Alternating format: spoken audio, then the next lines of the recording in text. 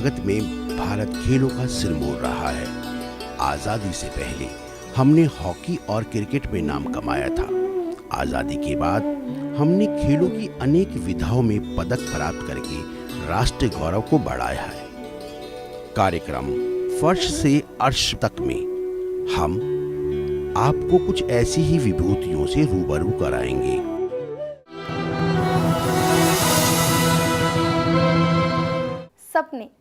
सपने तो हर कोई देखता है।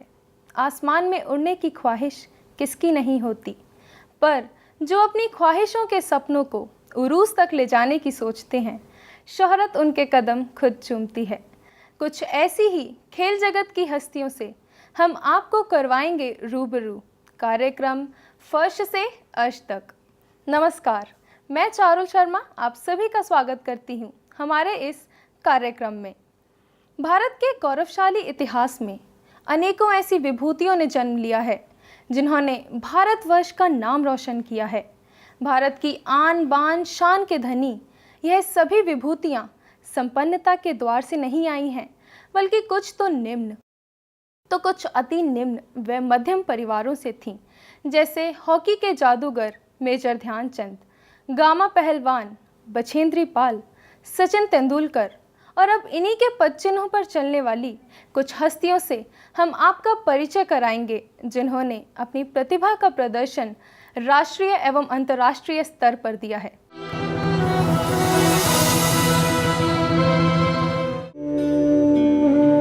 आज के हमारे मेहमान जूडो के ब्लैक बेल्ट 4th डैन और कोच हैं। इन्होंने एक मध्यम परिवार से उठकर राष्ट्र का प्रतिनिधित्व किया।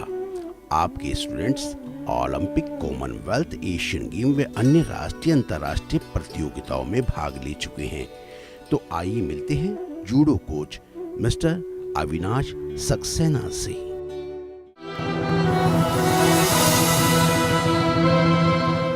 आप हैं एसी सक्सेना जी। नमस्कार सर, स्वागत करती हूँ आपका शो में। सर, सबसे पहले मैं चाहूँगी कि आप हमारे दर्शकों को अपने बारे में कुछ बताएं।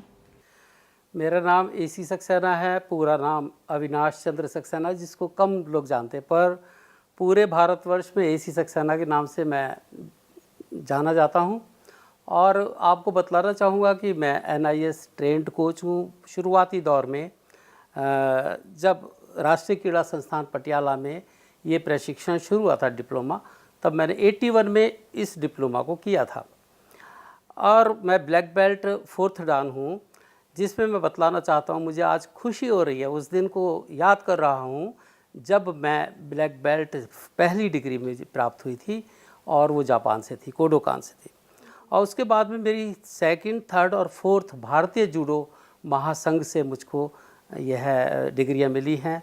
और आज मैं 4th डान हूँ और नेशनल कोच और नेशनल रेफरी के रूप में मैंने काम किया है अपने पूरी ज़िंदगी। बहुत सारे कंपटीशंस के अंदर, अंतर्राष्ट्रीय और राष्ट्रीय कंपटीशंस के अंदर मैंने काम किया है। अविनाश जी, मैं आपसे जानना चाहूँगी कि आप आज एक कोच हैं, पर आपने खुद खेलों की शुरुआत कब करी थी? देखिए, जिस वक्त हम लोगों का दौर था, उस वक्त खेल में उतनी रुचि नहीं होती थी। जो खेल जगत को जानते थे, यानी पारंपरिक जो खेल थे, जैसे कुश्ती थी, अगर यदि बाप ने किया है या दादा ने किया है तो वो अपने बच्चों को ज़रूर खेल में भेजते थे, कुश्ती में भेजते थे। परंतु एक नए खेल के अंदर जाना एक बहुत ही मुश्किल काम था, और वो तभी संभव होता था कि जबकि घर के लोग उसको सहयोग करें।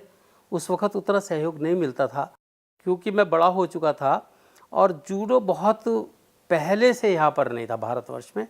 मैं बतलाना चाहता हूँ कि महाराष्ट्र के अंदर ये घूमता रहा खाली, लेकिन 1976 और 77 में पहला बैच राष्ट्रीय क्रीड़ा संस्थान पटियाला से निकला। वहाँ से करीब 20 या 21 कोचेस बाहर आए और पूरे हिंदुस्तान के अंदर उन्होंने प्रशिक्षण दिया। तो मेरा संपर्क जो हुआ वो सेंसेई राजीव वत्स जो दिल्ली के थे उनसे हुआ, और उनसे मैंने प्रशिक्षण, बेसिक प्रशिक्षण जो था मैंने उनसे लिया। सर, आपने एक शब्द का इस्तेमाल किया, सेंसेई। हमारे दर्शकों को बताना चाहेंगे इसका मतलब क्या होता है? देखिए, सेंसेई एक बहुत ही रेस्पेक्टिव शब्द है हमारे जूडो में। जो विशेषज्ञ हैं, जो बहुत अच्छे कोचेस हैं, उनके लिए सेंसेई शब्द का यूज़ होता है। घटना या कोई प्रेरणा, आपके खेल की शुरुआत का कारण क्या था? आप किसी घटना से लगा कि मुझे शायद खेलों की शुरुआत करनी चाहिए, किसी से प्रेरित हुए थे?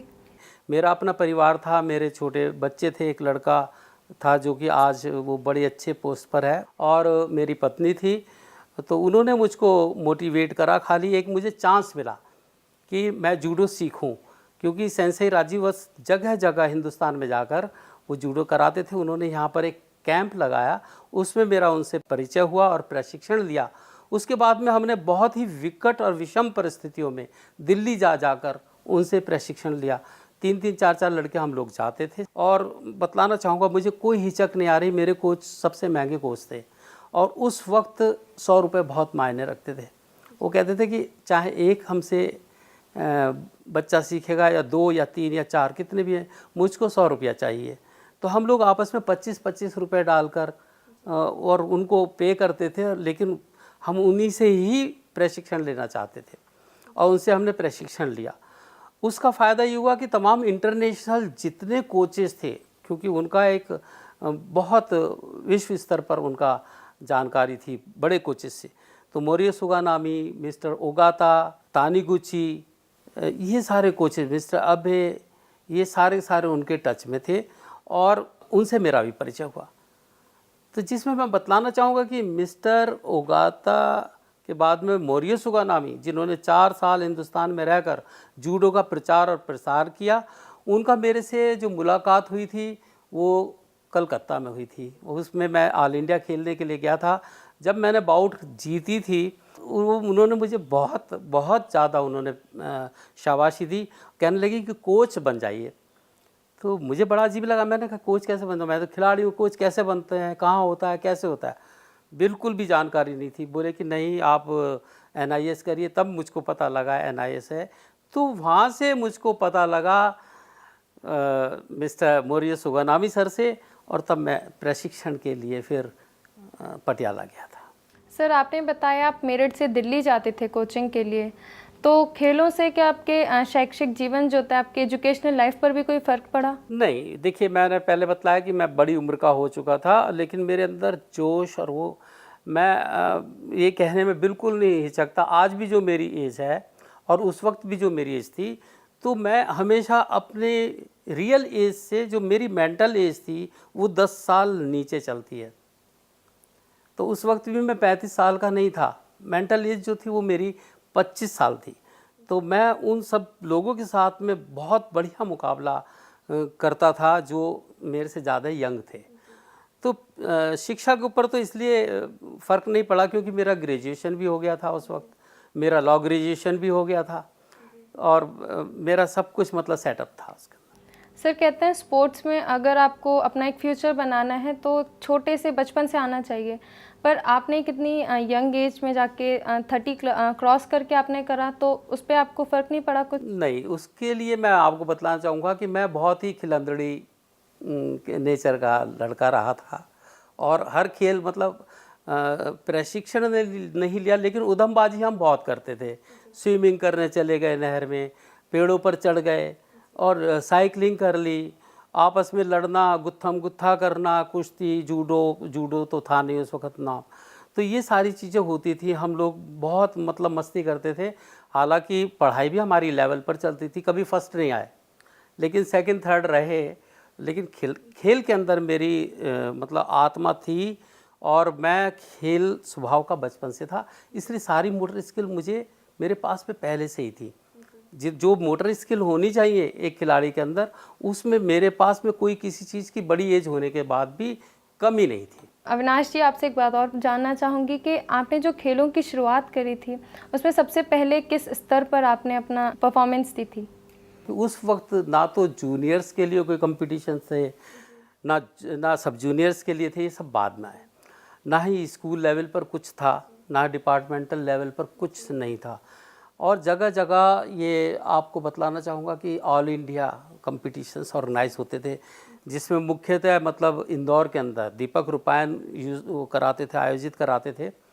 कलकत्ता के अंदर जो है वो काफ़ी उन्होंने कंपटीशन कराए, और उसके बाद में चंडीगढ़ में पीपी सिंह एक कोच हैं, उन्होंने काफ़ी आयोजित कराए।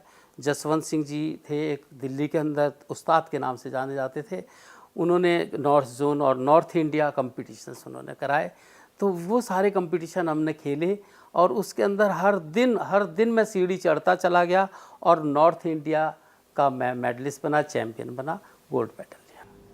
सर, जब आपने पहली बार मेडल लिया तो परिवार की तरफ से, सोसाइटी की तरफ से कैसा रिएक्शन था सबका?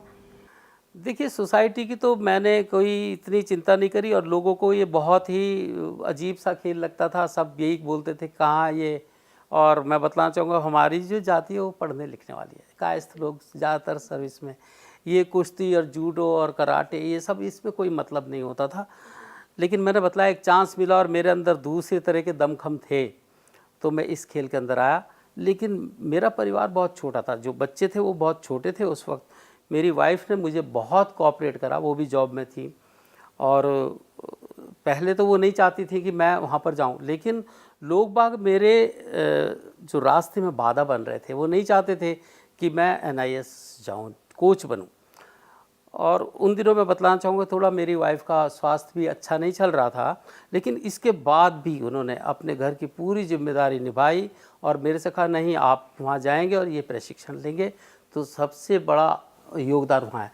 उसी दिन मेरा जीवन का ब्रेक लग गया था, मेरे खेल का ब्रेक लग गया था, अगर वो उस दिन मुझे मना कर देती। दर्शकों, यहाँ वक्त हो चला है एक छोटे से ब्रेक का। ब्रेक के बाद अपनी वार्तालाप को आगे बढ़ाएंगे। आप देखते रहिए सुभारती टीवी।